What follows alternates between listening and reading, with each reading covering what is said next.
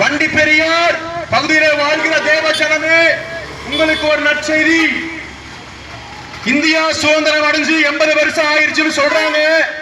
ஆனாலும் இந்த வண்டி பெரியார் பகுதியில் இருக்கிற அநேக ஜனங்கள் ஒரு விதமான அடிமைத்தனத்தில் இருக்கிறீங்க.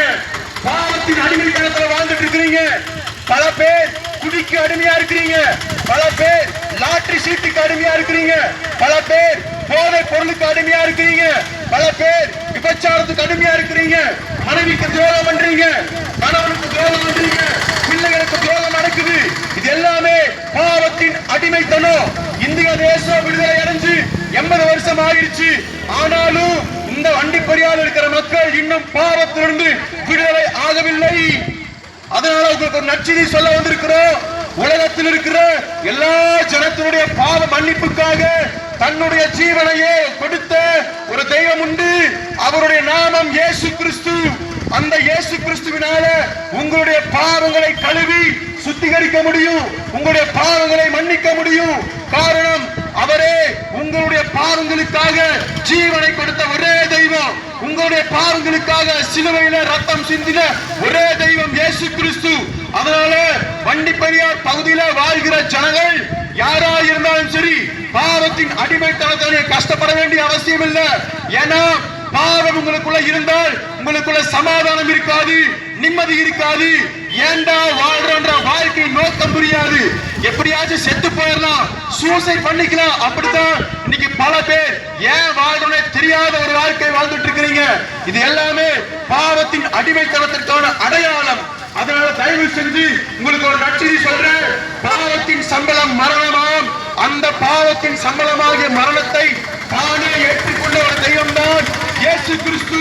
யாரெல்லாம் அவரை நம்பி வாழ்கிறார்களோ அவர்களுக்கு அவர் பாவ மன்னிப்பின் நிச்சயத்தை கொடுக்கிறார். அதனால உங்களுடைய வாழ்க்கையில அந்த தெய்வமே தன்னுடைய சமாதானத்தை கொடுக்க போதுமானவர். அவரை நம்பி வாழுங்கள். அவர் தருகிற சமாதானத்தை பெற்றுக் கொள்ளுங்கள்.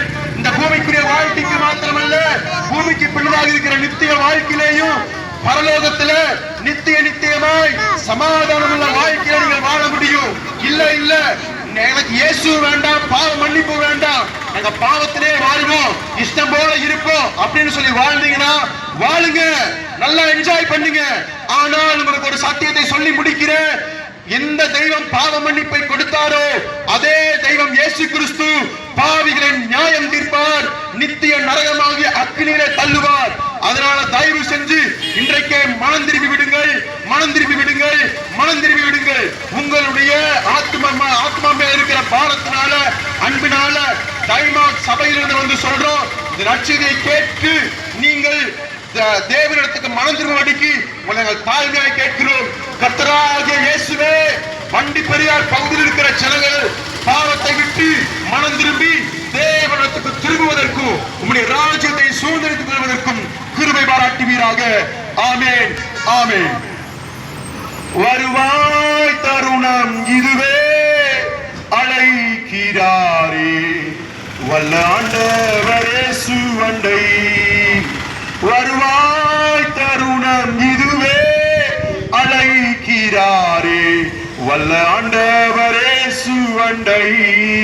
தீராத பாவம் வியாதியையும் மாறாத உந்தன் பலவீனமும், தீராத பாவம் வியாதியையும் அந்த சைடுல அந்த கடையில எல்லாம் கொடுக்கணுமான்னு பாருங்க. ட்ராக் கோர குருசில் சுமந்து தீர்த்தார், காயங்களால் நீ குணமடைய.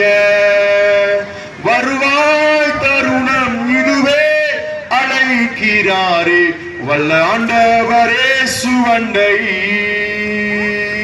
ஹல்லேலூயா, ஹல்லேலூயா.